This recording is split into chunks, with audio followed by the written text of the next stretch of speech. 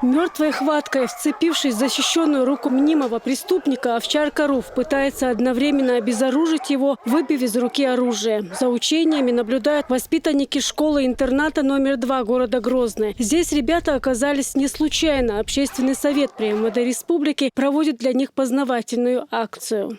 Приглашены дети-сироты из школы-интерната города Грозного, где дети посмотрят, ознакомятся с работой и посмотрят на службу, которая занимается охраной общественного порядка. В гостях у кинологов подростки в первый раз. Они внимательно наблюдают за работой служебных собак. Кинолог Усман Якубов проводит для детей экскурсию. Прогуливаясь вдоль вольеров, он объясняет работу каждого из четвероногих друзей человека. На службу такая собака попадает не случайно.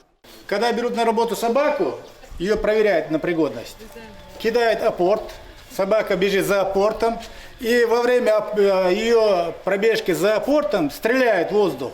Если собака не испугалась, добежала до своей цели, до апорта, ее берут на работу. Если она во время своей пробежки за апортом отвлеклась или испугалась во время выстрела, ее не берут на работу. Общий курс дрессировки проводится в Ростове. 3 месяца собаки учатся выполнять несложные команды. И тогда уже их разбивают на 3 категории. Ищейки по выявлению наркотиков, оружия и взрывчатки, а также по обнаружению следов человека. Я хотел бы сказать спасибо, кто нам здесь привез нас сюда, показали нам этих собак. Каникулы с общественным советом проекта МВД России. В основном здесь задействованы ребята из неблагополучных семей и воспитанники интернатов. Проводятся мероприятия не ради галочки, признаются в МВД.